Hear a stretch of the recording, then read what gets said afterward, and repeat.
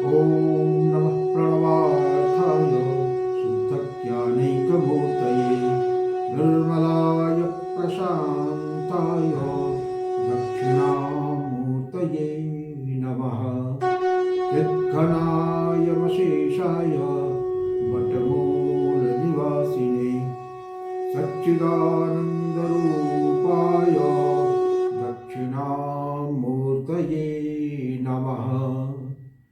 ईश्वरो गुरुरात्मेति मूर्तिभेदविभागिने व्योमवद्व्याप्तदेहाय दक्षिणामूर्तये नमः।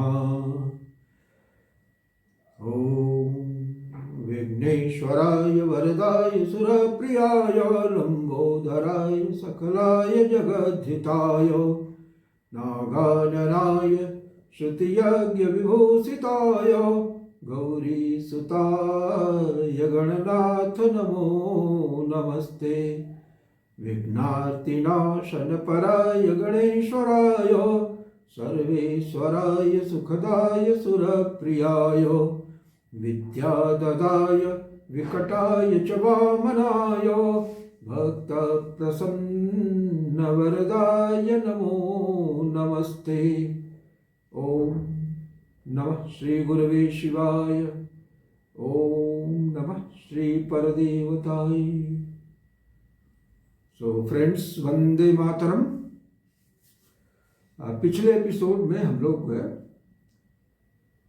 चर्चा कर रहे थे सनातन के बारे में, और सनातन से चर्चा के क्रम से धीरे धीरे हम लोग गीता जी की तरफ अग्रसर होने वाले थे, क्योंकि चर्चा प्रारंभ हुई थी गीता जयंती के संदर्भ से।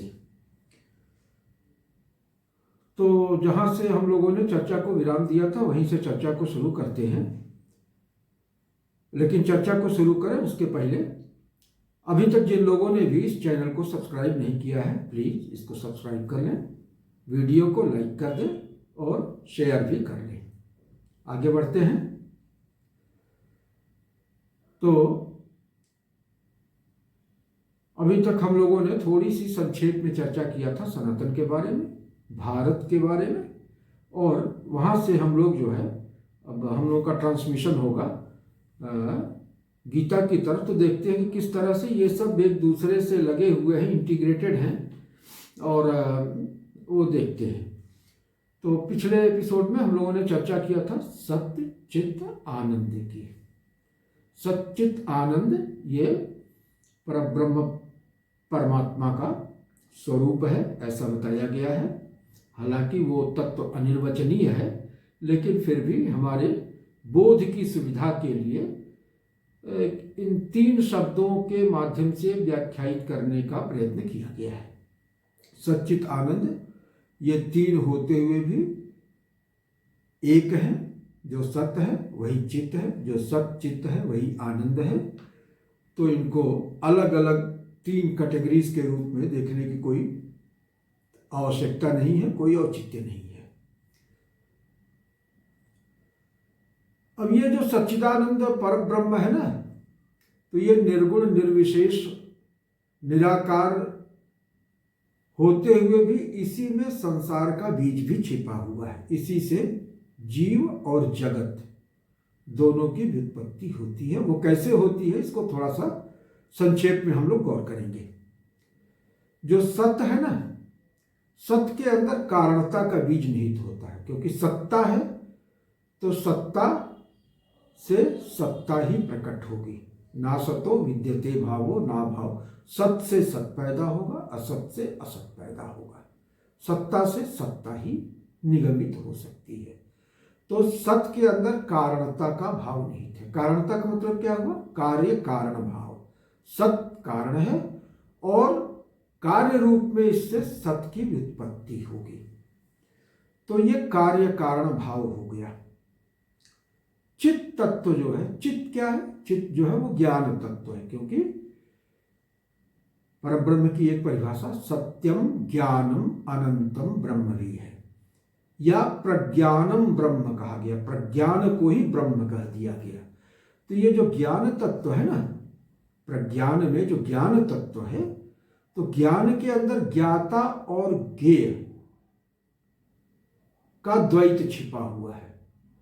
इसका जब परिस्फुटन होगा ज्ञान का, तो ज्ञान के एक छोर पे ज्ञाता हो जाएगा और दूसरे छोर पे ज्ञेय हो जाएगा। तो इसलिए और ज्ञाता और ज्ञेय के बीच में जो संबंध होगा वो क्या संबंध होगा? वो प्रमाण का संबंध होगा।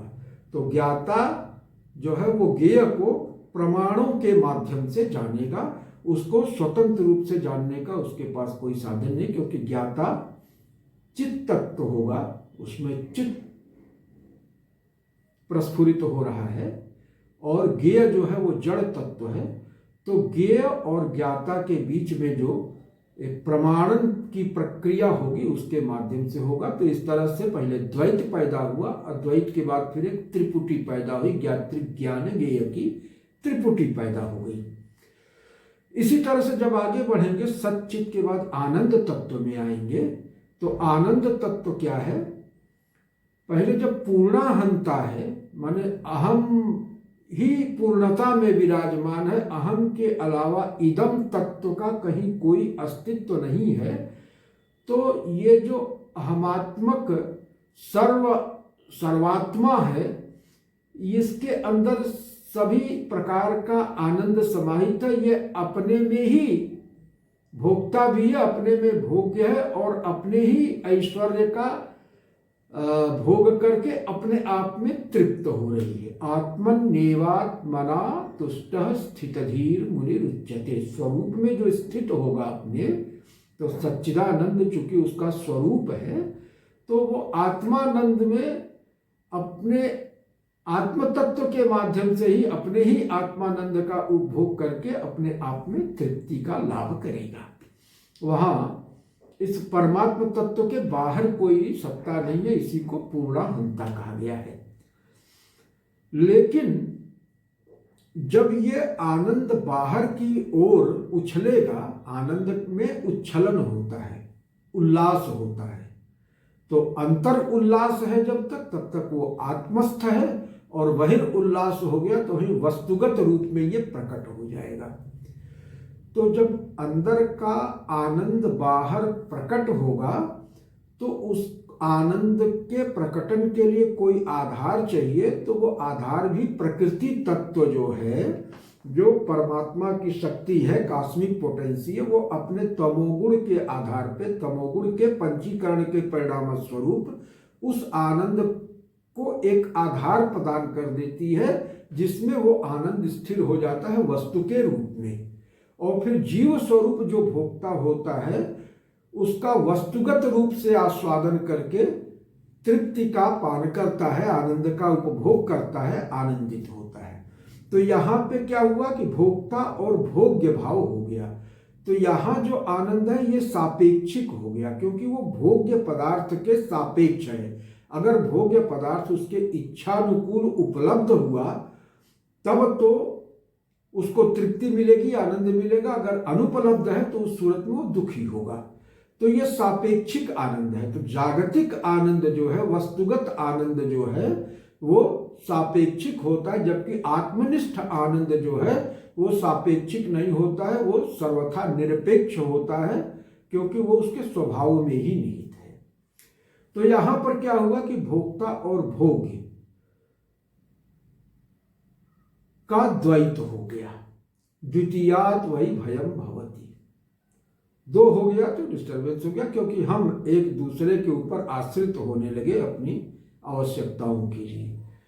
तो द्वैत की यही विडंबना है कि द्वैत में एक तरफ तो थोड़ा आनंद भी है कि कोई है जिसके साथ हम कम्युनिकेट कर रहे होते हैं, आदान प्रदान कर रहे होते हैं, लेकिन फिर वो दूसरा जो है वो हमारे अस्तित्व को सीमित भी करने लगता है। तो ये द्वैत की विडंबना है। तो एक तरफ जो है कारण कार्य हो गया, दूसरी तरफ ज्ञाता ज्ञेय हो गया, तीसरी तरफ भोक्ता भोग्य हो गया। अब ये जो द्वैत है ना, यही संसार की सृष्टि है। संसार यहीं से सृष्ट हो गया।